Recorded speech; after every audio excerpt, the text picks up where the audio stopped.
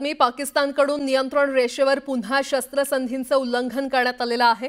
कुपवाडा, बारामुला, पूंछ, नौशेरा आणि अखनूरमध्ये पाककडून गोळीबार करण्यात आलाय। पाकिस्तानच्या गोळीबाराला भारतीय लष्कराकडून देखील चोख प्रत्युत्तर देण्यात आले। सध्या परिस्थिती नियंत्रणात असून सीमा भागात सतर्कता वाढवण्यात आलेली आहे।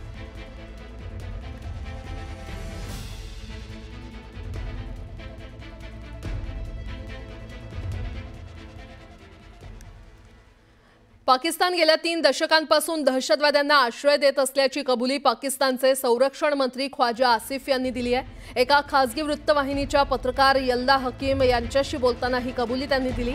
दहशतवाद्यांना आश्रय देणं, त्यांना पैसा पुरवणं, प्रशिक्षण देणं या गोष्टी पाककडून सुरू आहेत। हे तुम्हाला मान्य आहे का असा प्रश्न आसिफ यांना विचारला होता। यावर आम्ही 3 दशकांपासून दहशतवाद्यांना प्रशिक्षण देण्याचं काम अमेरिका आणि यूकेसाठी करत असल्याचं सांगितलंय। त्यांच्या या विधानानं एकच खळबळ उडाली आहे। तर संयुक्त राष्ट्रातील भारताच्या उपस्थायी प्रतिनिधी योजना पटेल यांनी हाच व्हिडिओ दाखवून पाकला फटकारले। पाक कशा प्रकारे दहशतवादाला खत पाणी घालतोय हेच आसिफ यांच्या कबुलीतून स्पष्ट झाल्याचं त्यांनी सांगितलंय।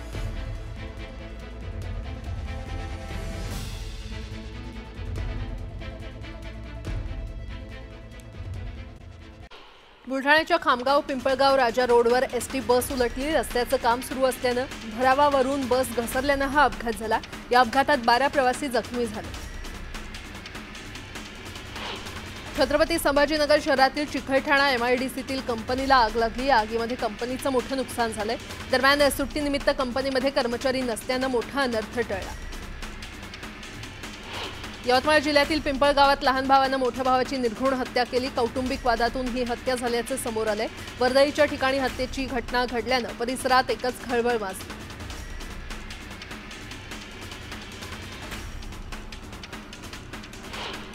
बीडमधील नागझरी वनपरिक्षेत्रात भीषण आग लागली। आगीचं कारण अद्याप अस्पष्ट आहे, मात्र आगीवर नियंत्रण मिळवण्यात यश आले।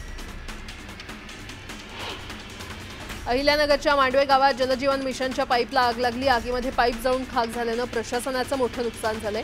आगीचं कारण मात्र अद्याप अस्पष्ट आहे। जालन्याच्या चांदई एको गावात 65 वर्षीय महिलेची हत्या करण्यात आली आहे। दागिन्यांसाठी हत्या केल्याचं तपासामधून समोर आलंय। या प्रकरणी पोलिसांनी 2 जणांना ताब्यात घेतले। पालघरच्या वाघाडी भीममध्ये सूर्या नदीमध्ये एक महिला बुडाल्याची घटना घडली आहे। बेपत्ता झालेल्या महिलेचा स्थानिकांच्या मदतीने शोध घेतला जातोय। दिल्ली एनसीआरच्या हवामानात अचानक बदल झाले असून अनेक ठिकाणी जोरदार वाऱ्यासह पाऊस पडतोय। मुसळधार पावसामुळे अनेक भागात पाणी साचलंय, तर या पावसामुळे दिल्लीकरांना उष्णतेपासून दिलासा मिळाला। यूपीच्या हापुडमध्ये ऐन मे महिन्यात अवकाळी पावसानं हजेरी लावली आहे। कडक उन्हाळ्यात अचानक आलेल्या पावसामुळे स्थानिकांची मोठी तारांबळ उडाली। इतक्या मोठ्या प्रमाणात पाऊस झाल्यानं रस्त्यावर देखील मोठ्या प्रमाणात पावसाचं पाणी साचल्यानं जनजीवन विस्कळीत झालं। मंगरुळमध्ये बजरंग दलाचे कार्यकर्ते असलेल्या सुहास शेट्टी यांची हत्या करण्यात आली आहे। भर रस्त्यामध्ये तलवारीनं वार करत त्यांची हत्या करण्यात आली। या हत्येचा थरार कॅमेऱ्यामध्ये कैद झालाय। पंतप्रधान नरेंद्र मोदी आज केरळ आणि आंध्र प्रदेशच्या दौऱ्यावर आहेत। पंतप्रधान या भेटीदरम्यान ते आंध्र प्रदेशची ग्रीनफील्ड राजधानी अमरावती इथे 58,000 कोटी रुपयांच्या 94 प्रकल्पांची पायाभरणी आणि उद्घाटन करतील। मोस्ट वॉन्टेड दहशतवादी हाफिज सईदला पाकिस्तानच्या आर्मीकडून सुरक्षा देण्यात आलेली आहे। हाफिजला लाहोरमधील केंट परिसरात लपवल्याचं सांगितलं जातंय। पहलगाममधील हल्ल्यानंतर भारताकडून संभाव्य कारवाईच्या भीतीपोटी हाफिज सईदला सुरक्षा पुरवण्याचा निर्णय पाक आर्मीकडून घेण्यात आलेला आहे।